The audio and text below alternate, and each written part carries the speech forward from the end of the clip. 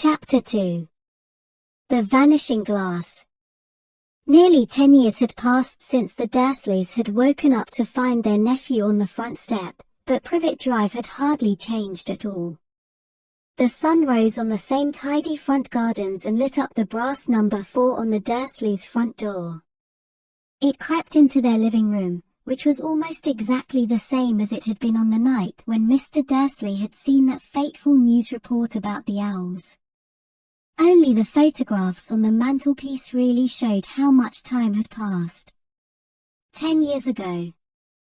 There had been lots of pictures of what looked like a large pink beach ball wearing different colored bonnets, but Dudley Dursley was no longer a baby, and now the photographs showed a large blonde boy riding his first bicycle, on a carousel at the fair, playing a computer game with his father, being hugged and kissed by his mother. The room held no sign at all that another boy lived in the house. Yet Harry Potter was still there, asleep at the moment, but not for long. His Aunt Petunia was awake, and it was her shrill voice that made the first noise of the day. Up! Get up! Now! Harry woke with a start. His aunt rapped on the door again. Asterisk up, she screeched. Harry heard her walking toward the kitchen and then the sound of the frying pan being put on the stove. He rolled onto his back and tried to remember the dream he had been having. It had been a good one. There had been a flying motorcycle in it. He had a funny feeling he'd had the same dream before. His aunt was back outside the door. "Are you up yet?" she demanded. "Nearly," said Harry. Well, get a move on. I want you to look after the bacon.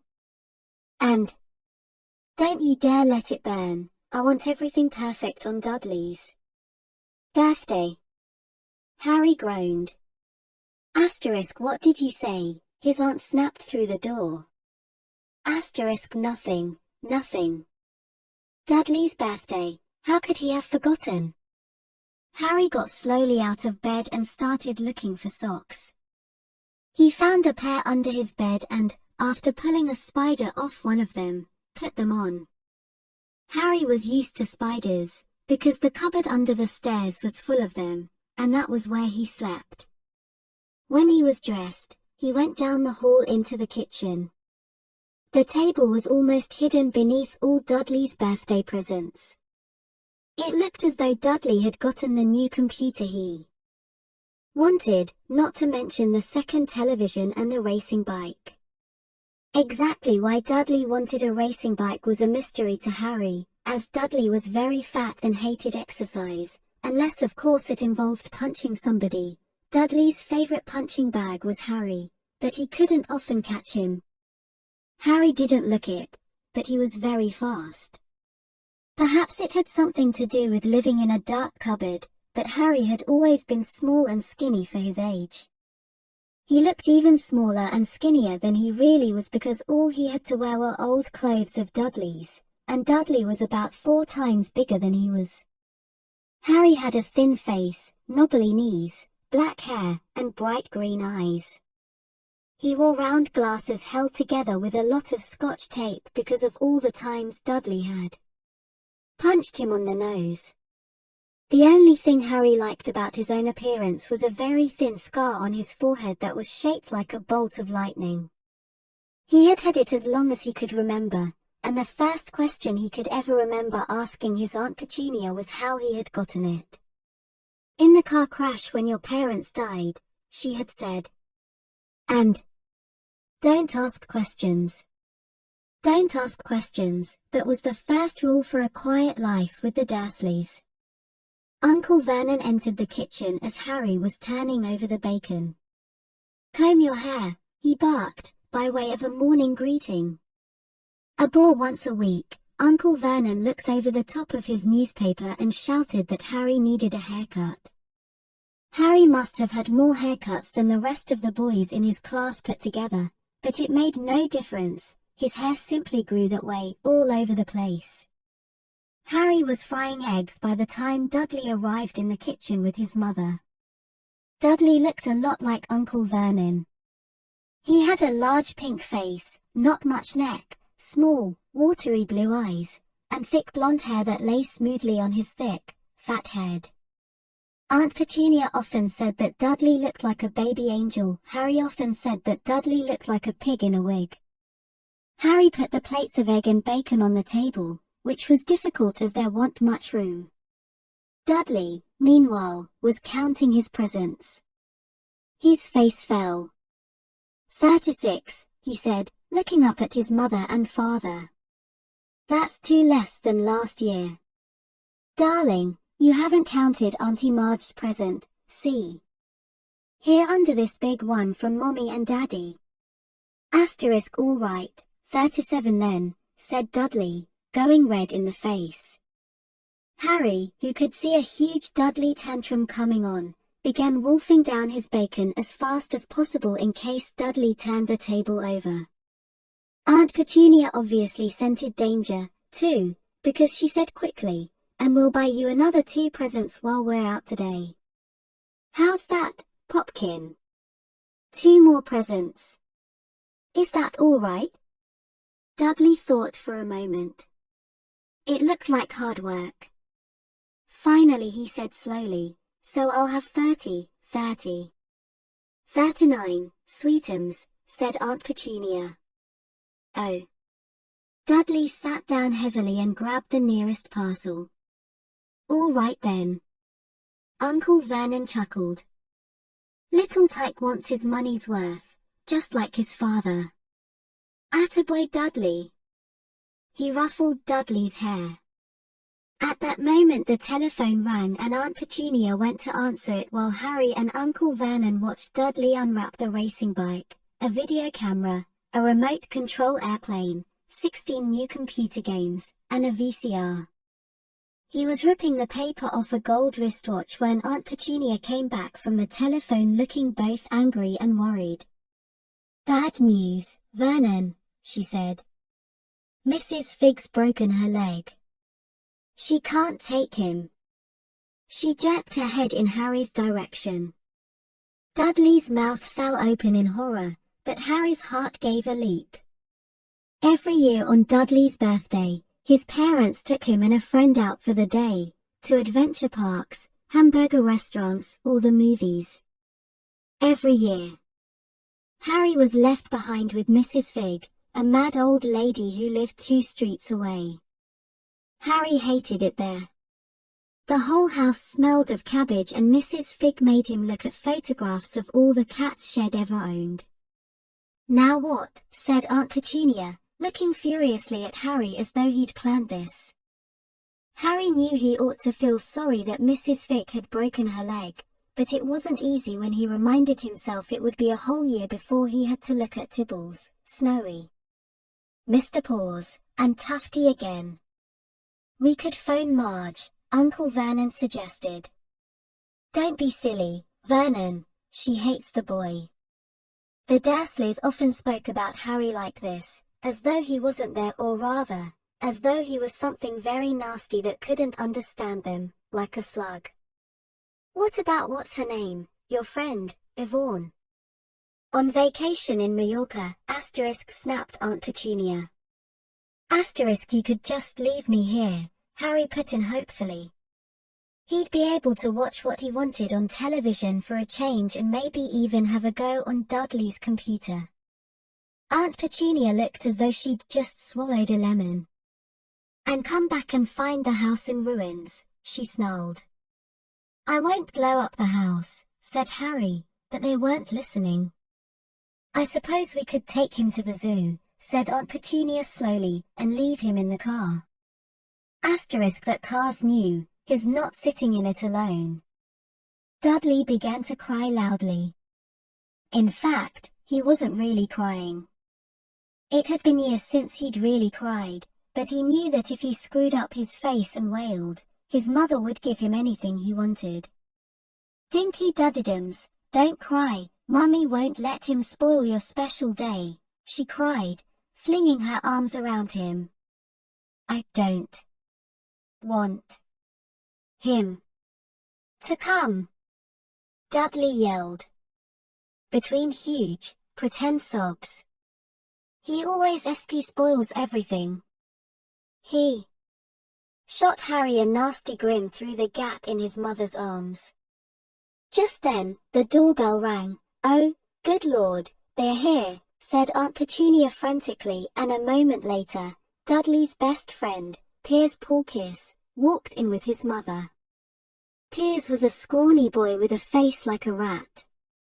He was usually the one who held people's arms behind their backs while Dudley hit them.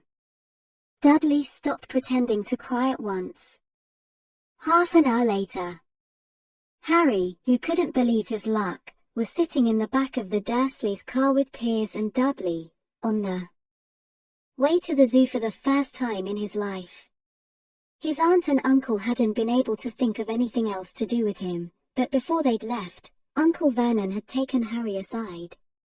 "I'm warning you," he had said, putting his large purple face right up close to Harry's. "I'm warning you now, boy, any funny business, anything at all, and you'll be in that cupboard from now until Christmas."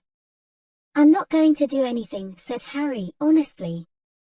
But Uncle Vernon didn't believe him. No one ever did. The problem was, strange things often happened around Harry, and it was just no good telling the Dursleys he didn't make them happen. Once, Aunt Petunia, tired of Harry coming back from the barber's looking as though he hadn't been at all, had taken a pair of kitchen scissors and cut his hair so short he was almost bald except for his bangs, which she left to hide that horrible scar. Dudley had laughed himself silly at Harry, who spent a sleepless night imagining school the next day, where he was already laughed at for his baggy clothes and taped glasses. Next morning, however, he had gotten up to find his hair exactly as it had been before Aunt Petunia had sheared it off. He had been given a week in his cupboard for this, even though he had tried to explain that he couldn't explain how it had grown back so quickly. Another time Aunt Petunia had been trying to force him into a revolting old sweater of Dudley's, brown with orange puff balls. The harder she tried to pull it over his head, the smaller it seemed to become, until finally it might have fitted a hand puppet, but certainly wouldn't fit Harry. Aunt Petunia had decided it must have shrunk in the wash and, to his great relief, Harry wasn't punished. On the other hand, he'd gotten into terrible trouble for being found on the roof of the school kitchens. Dudley's gang had been chasing him as usual when, as much to Harry's surprise as anyone else's, there he was sitting on the chimney. The Dursleys had received a very angry letter from Harry's headmistress telling them Harry had been climbing school buildings. But all he tried to do, as he shouted at Uncle Vernon through the locked door of his cupboard, was jump behind the big trash cans outside the kitchen doors. Harry supposed that the wind must have caught him in mid-jump. But today, nothing was going to go wrong. It was even worth being with Dudley and Piers to be spending the day somewhere that wasn't school, his cupboard, or Mrs. Figg's cabbage-smelling living room. While he drove, Uncle Vernon complained to Aunt Petunia. He liked to complain about things: people at work, Harry, the council, Harry, the bank, and Harry were just a few of his favorite subjects. This morning, it was motorcycles. Roaring along like maniacs, the young hoodlums, he said, as a motorcycle overtook them. "I had a dream about a motorcycle," said Harry, remembering suddenly. It was flying. Uncle Vernon nearly crashed into the car in front. He turned right around in his seat and yelled at Harry, his face like a gigantic beet with a mustache, "Motorcycles don't fly." Dudley and Piers sniggered. "I know they don't," said Harry. It was only a dream. But he wished he hadn't said anything. If there was one thing the Dursleys hated even more than his asking questions, it was his talking about anything acting in a way it shouldn't, no matter if it was in a dream or even a cartoon. They seemed to think he might get dangerous ideas. It was a very sunny Saturday and the zoo was crowded with families. The Dursleys bought Dudley and Piers large chocolate ice creams at the entrance. The smiling lady in the van had asked Harry what he wanted before they could hurry him away. They bought him a cheap lemon ice pop. It wasn't bad, either, Harry thought, licking it as they watched a gorilla scratching its head who looked remarkably like Dudley, except that it wasn't blonde. Harry had the best morning he'd had in a long time. He was careful to walk a little way apart from the Dursleys so that Dudley and Piers, who were starting to get bored with the animals by lunchtime, wouldn't fall back on their favorite hobby of hitting him. They ate in the zoo restaurant, and when Dudley had a tantrum because his Knickerbocker Glory didn't have enough ice cream on top, Uncle Vernon bought him another one and Harry was allowed to finish the first. Harry felt, afterward, that he should have known it was all too good to last. After lunch they went to the reptile house. It was cool and dark in there, with lit windows all along the walls. Behind the glass, all sorts of lizards and snakes were crawling and slithering over bits of wood and stone. Dudley and Piers wanted to see huge poisonous cobras and thick man-crushing pythons. Dudley quickly found the largest snake in the place.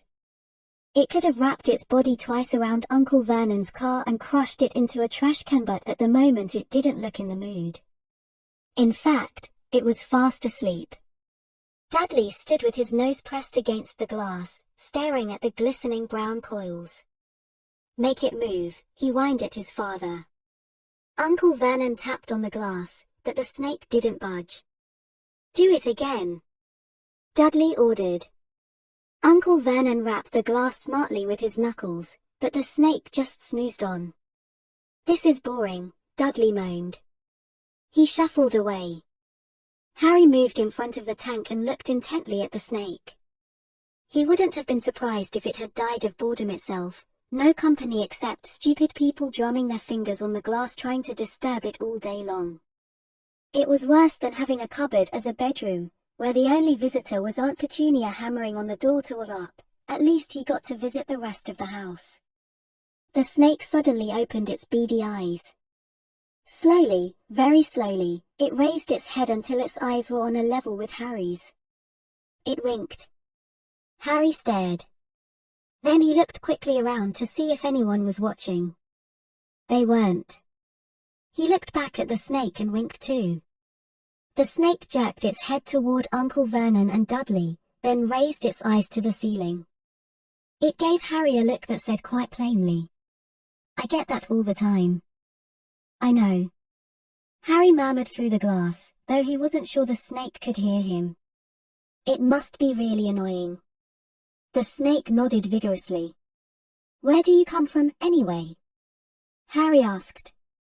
The snake jabbed its tail at a little sign next to the glass. Harry peered at it. "Boa constrictor, Brazil, was it nice there?" The boa constrictor jabbed its tail at the sign again and Harry read on. "This specimen was bred in the zoo. Oh, I see, so you've never been to Brazil." As the snake shook its head, a deafening shout behind Harry made both of them jump. "Dudley! Mr. Dursley! Come and look at this snake. You won't believe what it's doing." Dudley came waddling toward them as fast as he could. "Out of the way, you," he said, punching Harry in the ribs. Caught by surprise, Harry fell hard on the concrete floor. What came next happened so fast no one saw how it happened. 1 second, Piers and Dudley were leaning right up close to the glass. The next, they had leapt back with howls of horror. Harry sat up and gasped. The glass front of the boa constrictor's tank had vanished. The great snake was uncoiling itself rapidly, slithering out onto the floor. People throughout the reptile house screamed and started running for the exits. As the snake slid swiftly past him, Harry could have sworn a low, hissing voice said, "Brazil, here I come." "Thanks, amigo." The keeper of the reptile house was in shock. "But the glass," he kept saying. "Where did the glass go?" The zoo director himself made Aunt Petunia a cup of strong sweet tea while he apologized over and over again. Piers and Dudley could only gibber. As far as Harry had seen, the snake hadn't done anything except snap playfully at their heels as it passed, but by the time they were all back in Uncle Vernon's car, Dudley was telling them how it had nearly bitten off his leg, while Piers was swearing it had tried to squeeze him to death. But worst of all, for Harry at least, was Piers calming down enough to say, "Harry was talking to it, weren't you?" "Harry?" Uncle Vernon waited until Piers was safely out of the house before starting on Harry. He was so angry he could hardly speak. He managed to say, "Go. Cupboard. Stay." No meals, before he collapsed into a chair, and Aunt Petunia had to run and get him a large brandy. Harry lay in his dark cupboard much later, wishing he had a watch. He didn't know what time it was and he couldn't be sure the Dursleys were asleep yet. Until they were, he couldn't risk sneaking to the kitchen for some food.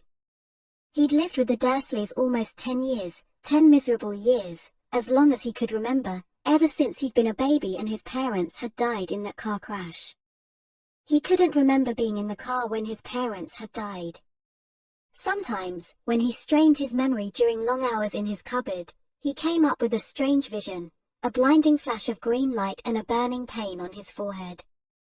This, he supposed, was the crash, though he couldn't imagine where all the green light came from.